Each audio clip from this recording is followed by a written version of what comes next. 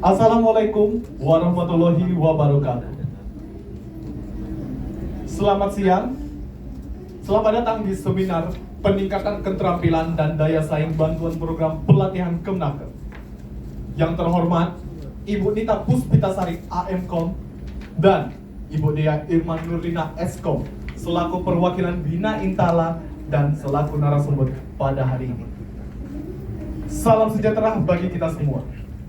Puji syukur kehadiran Allah Subhanahu wa Ta'ala atas limpahan rahmat dan karunia-Nya, sehingga kita dapat berkumpul di tempat ini dalam rangka seminar peningkatan keterampilan dan daya saing bantuan program pelatihan Kementerian Ketenagakerjaan Kemnaker. Saya, Arya Dufan Widrawa, hari ini akan membacakan rundown untuk acara hari ini. Acara yang pertama adalah penyampaian materi oleh narasumber pertama oleh Ibu Nita Puspitasari AMKOM dengan judul meningkatkan keterampilan dan daya saing bantuan program pelatihan Kemnaker. Dan yang kedua, pengisian materi oleh Ibu Dea Irman Nurlina SIKOM dengan judul tips dan trik menjadi terbaik dan mendapatkan bantuan.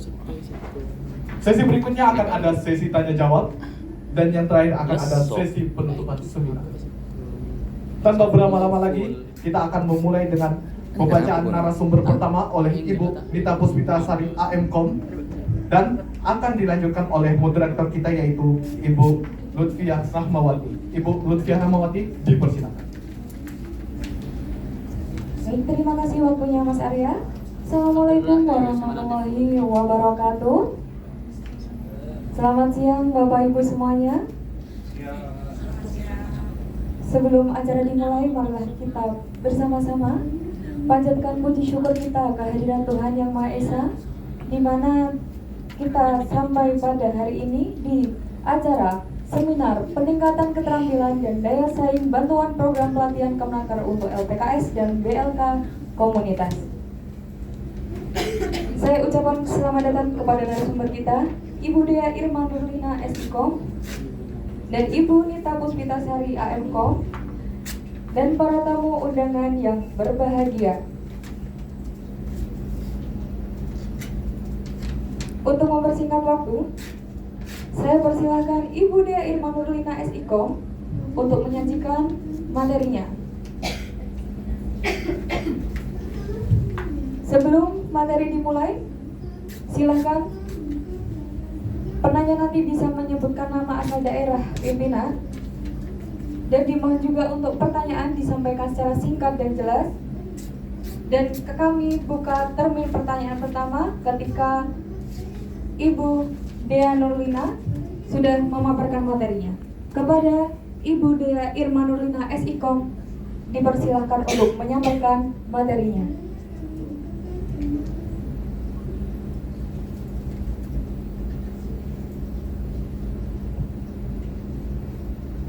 Assalamualaikum warahmatullahi wabarakatuh. Assalamualaikum warahmatullahi wabarakatuh.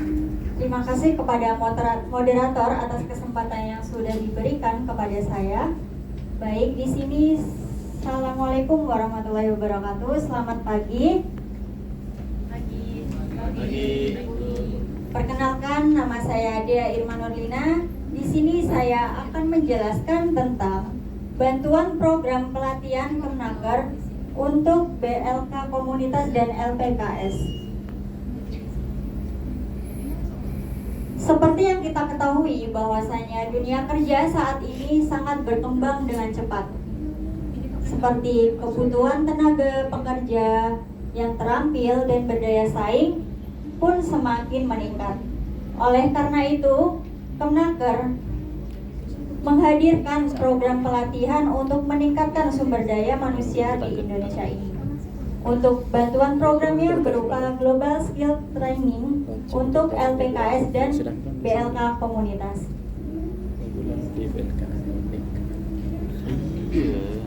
Global Skill Training merupakan bantuan untuk meningkatkan kompetensi tenaga kerja untuk melalui pelatihan dan sertifikasi kompetensi berupa bidang teknis atau bahasa bagi tenaga kerja yang ingin berkarir di luar negeri atau berkarir di internasional.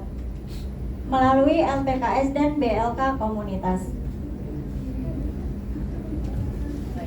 Untuk tujuannya sendiri, kami menghadirkan program ini untuk meningkatkan kompetensi dan keahlian masyarakat yang ingin bekerja atau berwirausaha. Kemudian yang kedua yaitu meningkatkan kualitas perencanaan, pelaksanaan, monitoring, evaluasi, dan pelaporan.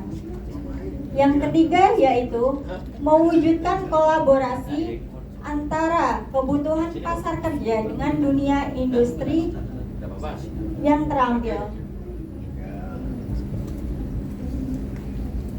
Untuk manfaat bantuan ini, Bapak Ibu, manfaatnya yaitu bagi peserta yaitu mendapatkan ilmu dan keterampilan baru, meningkatkan peluang kerja, dan meningkatkan pendapatan, serta meningkatkan kualitas hidup. Untuk LPKS dan BLK komunitas, manfaatnya yaitu meningkatkan pelatihan, kualitas pelatihan, meningkatkan jumlah peserta pelatihan, dan meningkatkan kerjasama dengan dunia industri. Dan yang selanjutnya bagi masyarakat, manfaatnya yaitu mendapatkan akses kepada tenaga kerja terampil, meningkatkan daya saing daerah, dan mendorong pertumbuhan ekonomi global. Bapak Ibu, untuk cara mendapatkan bantuan program pelatihan yaitu Bapak Ibu bisa mengajukan proposal. LPKS dan BLK komunitas yang berminat untuk mengikuti program ini harus mengajukan proposal kepada Kemnaker melalui Balai Besar atau Balai Pelatihan Vokasi BPPV atau BPVP di wilayah masing-masing. Kemudian tahap selanjutnya yaitu tahap verifikasi. Nanti setelah Bapak Ibu mengupload proposalnya, nanti dari pihak Kemnaker atau BPVP, BPV akan melakukan evaluasi untuk apakah LPK atau BLK-nya Bapak Ibu apakah memenuhi syarat atau tidak, seperti itu. Kemudian setelah itu, jika sudah pada tahap verifikasi, Bapak Ibu akan mendapatkan bantuan untuk dilaksanakan program pelatihan tersebut. Baik Bapak Ibu, selanjutnya untuk informasi lebih lanjut, Bapak Ibu akan mendapatkan informasi melalui Kemnaker www.kemnaker.go.id. Untuk websitenya BPVP atau BPVP itu dapat dilihat di wilayah masing-masing. Kemudian ketika Bapak Ibu ingin mengajukan proposal, dapat melalui link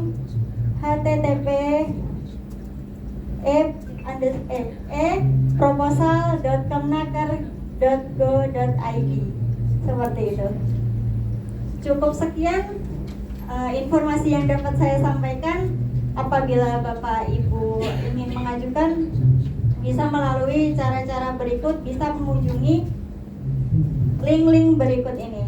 Mungkin bisa dicatat. Cukup sekian dari saya. Mohon maaf apabila ada kesalahan kata, mohon maaf apabila ada kekurangan. Terima kasih. Wassalamualaikum warahmatullahi wabarakatuh. Saya kembalikan kepada moderator. Baik. Pemaparan materi secara lengkap tadi sudah disampaikan oleh Ibu Dea Irma Nurlina SIKOM. Pemaparan tersebut tentunya akan bisa mengajak kita untuk menyadari pentingnya meningkatkan keterampilan dan daya saing bantuan program pelatihan Kemnaker untuk LPKS dan BLK komunitas. Sedikit saya paparkan bahwa manfaat program ini yaitu salah satunya meningkatkan kualitas pelatihan. Dan bagi Bapak Ibu yang ingin mengikuti program ini, silakan mengajukan proposal kepada Kemnaker, bisa ke BPPVP Semarang atau daerah Bapak Ibu. Setelah itu melakukan penguploadan berkas, setelah itu verifikasi, atau bisa mendaftarkan pada link-link yang sudah disertakan seperti www.kemnaker.id.go.id. kita lanjutkan pemaparan materi selanjutnya. Kami mengundang Ibu Nita Puspitasari AFKOM yang nantinya beliau akan menyampaikan materi tentang bagaimana mendapatkan bantuan program serta tips and tricks bisa menjadi yang terbaik dalam mendapatkan bantuan. Kepada Ibu Nita Puspitasari, saya persilakan. Baik, terima kasih untuk moderator. Saya mohon untuk audien bisa melihat saya ya. Oke. Assalamualaikum warahmatullahi wabarakatuh. Waalaikumsalam warahmatullahi wabarakatuh. Tidak ada yang memegang handphone, ya. Saya mohon untuk memperhatikan apa yang saya jelaskan nanti. Yang pertama adalah tips dan triks menjadi yang terbaik dan mendapatkan bantuan. Nanti saya jelaskan. Lanjut. Nah, manfaat dari lembaga sendiri. Kenapa kita harus mempunyai program atau pelatihan untuk meningkatkan peluang sukses lembaga dari Bapak Ibu sendiri. Nah, di sini ada beberapa jenis ya Bapak Ibu. Yang pertama adalah bantuan dana. Sangat penting tidak Bu? Penting Bapak Ibu? Penting. Penting. Nah, kedua yaitu ada namanya pelatihan. Dan yang ketiga, infrastruktur. Dan yang terakhir ada pendampingan. Jadi di situ adalah beberapa jenis-jenis bantuan program yang akan kita dapatkan. Tapi tergantung dari Bapak Ibu sendiri yang akan diajukan. Mana yang mau diajukan? Nah, ada beberapa kriteria dan persyaratan. Jadi tidak bisa Bapak Ibu langsung mendaftarkan. Pahami dulu kriteria Bapak Ibu dulu. Persyaratan programnya seperti apa? Apakah sudah cukup dari materi Ibu? Apakah sudah cukup lembaga Ibu itu bisa mendapatkan program itu? Di situ. Kalau Bapak Ibu langsung mendaftar tanpa persyaratannya lengkap, tidak bisa. Dan yang kedua adalah pastikan lembaga memenuhi kriteria. Apakah Ibu udah yakin dengan kriteria dari programnya yang diajukan? Kalau belum yakin, nggak usah diajukan. Mungkin program yang lain bisa memenuhi sama kriteria tersebut. Ada beberapa strategi ini yang mendapatkan bantuan pemrogram. Nah, memilih program tepat sesuai dengan apa ya kita ajukan. Kalau kita bantuan dengan dana, berarti nanti targetnya apa? Syaratnya seperti apa? Kalau tidak memenuhi syarat, berarti tidak bisa mengajukan program. Membuat proposal yang matang. Harus diperhatikan dulu proposalnya. Apakah proposalnya itu sudah cukup untuk diajukan? Kalau misalnya cuma ya udahlah, diajuin aja. Tapi tanpa memikirkan semuanya sudah lengkap atau belum, persyaratannya sudah cukup atau belum. Membangun jaringan dan kerjasama. Ini sangat penting juga Bu. Kalau lembaga Bapak Ibu belum mempunyai jaringan untuk pekerjaan, misalnya gitu, MOU-nya kurang, tidak bisa. Pasti ada syarat dan kriteria yang akan diajukan oleh bantuan-bantuan itu. Nah, tips dan trik dari saya itu ada beberapa Ibu. Yang pertama, tetaplah update dengan informasi terbaru. Jangan lihat program-program sebelumnya. Dilihat dulu dari websitenya. Ada pembaruan tidak? Kalau acuannya dari yang tahun-tahun lalu, percuma.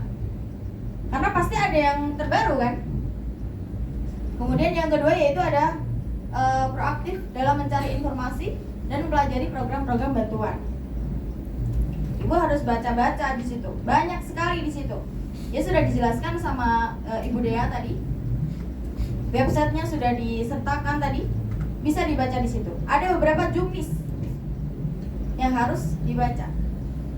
Kemudian yang ketiga itu adalah tekun dan pantang menyerah dan selalu evaluasi. Kenapa saya bilang itu? biasanya kalau sudah pengajuan tidak mendapatkan bantuan, mutung nggak? Hatinya sakit biasanya. Ya udahlah, orang dari kemarin, tahun-tahun kemarin nggak dapet, nggak usah ngajuin lagi, kayak gitu. Sakit hati. Jadi akhirnya nggak ngajuin lagi. Karena di situ kalian, Bapak Ibu sekalian di situ tidak ada yang namanya evaluasi. Saya tuh salahnya apa sih? Iya nggak? Iya nggak Bapak Ibu? Jadi dievaluasi dulu. Oh, kemarin tuh proposal saya nggak bisa diterima karena ini. Saya salahnya ini. Saya tinggal ngasih-ngasih aja tanpa tahu persyaratannya seperti apa. Jadi evaluasi diri. Mungkin tahun ini nggak bisa, pantang menyerahnya di situ. Mungkin tahun di sini nggak bisa, tahun depan saya harus bisa. Tapi tetap harus menguasai apa? Informasi yang terupdate. Bisa jadi tahun depan itu lebih sulit.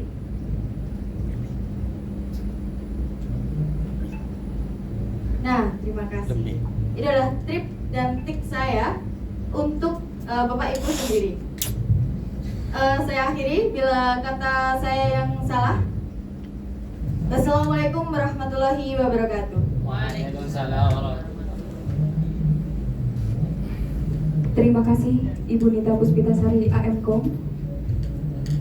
Pemaparan tersebut tentunya akan mengajak kita untuk bisa menyadari pentingnya meningkatkan keterampilan dan daya saing bantuan program pelatihan Kemnaker, beserta bagaimana mendapatkan bantuan program seperti tips dan trik untuk menjadi yang terbaik dan mendapatkan bantuan.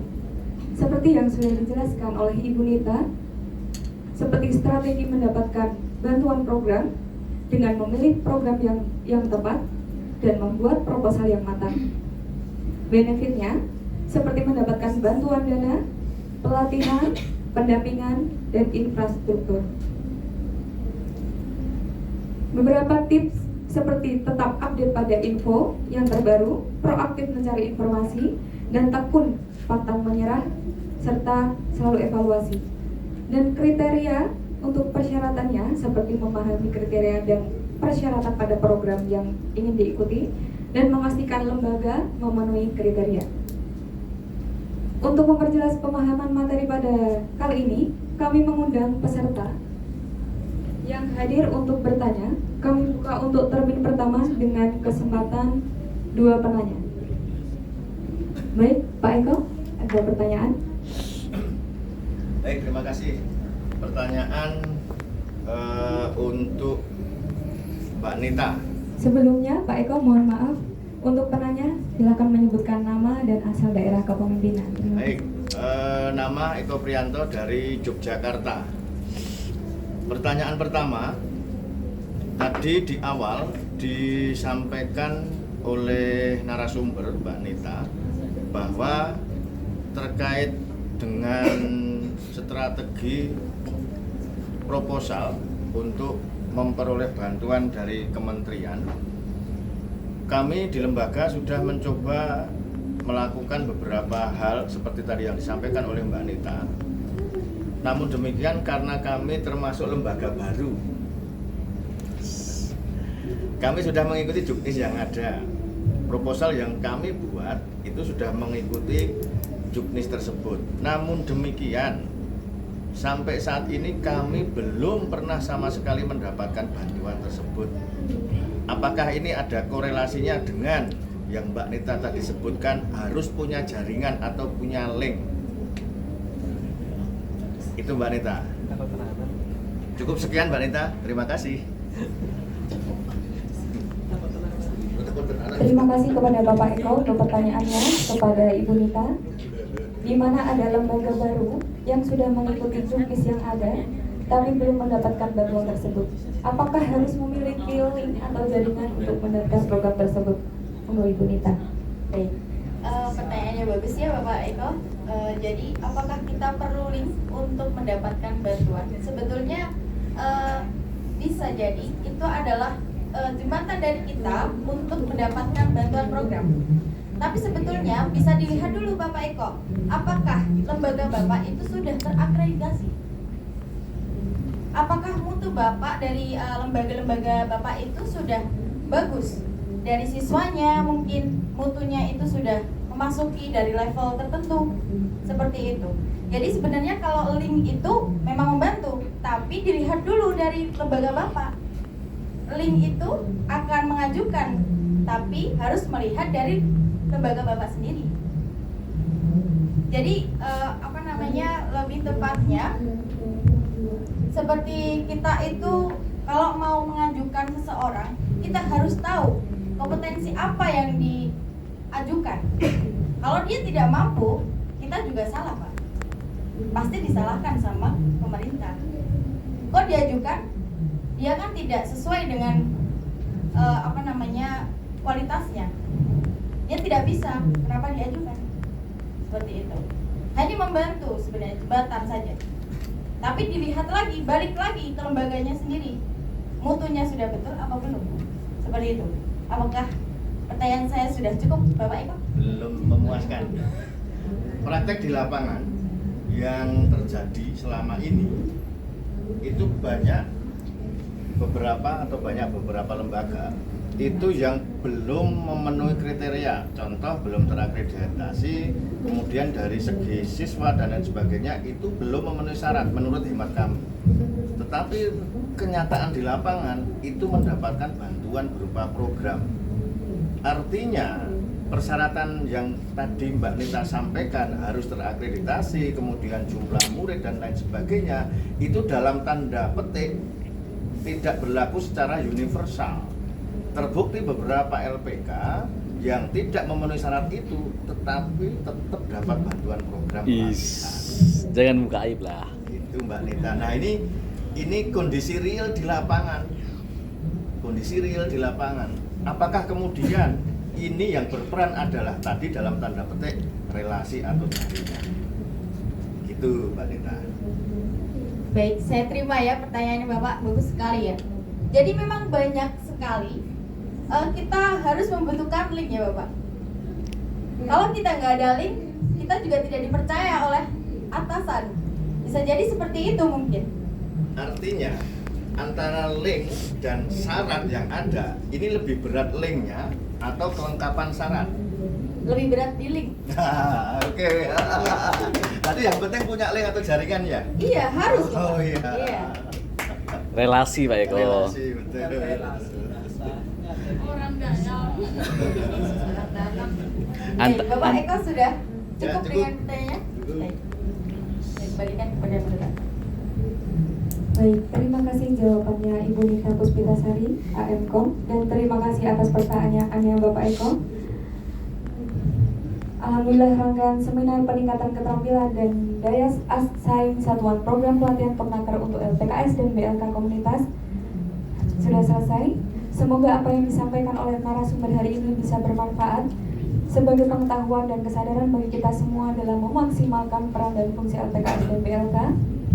Kami ucapkan terima kasih banyak kepada Ibu Dea Irma Nurlina SIKOM dan Ibu Nita Puspitasari AMKOM serta para hadirin dan tamu undangan yang sudah hadir dalam acara ini. Demikian acara.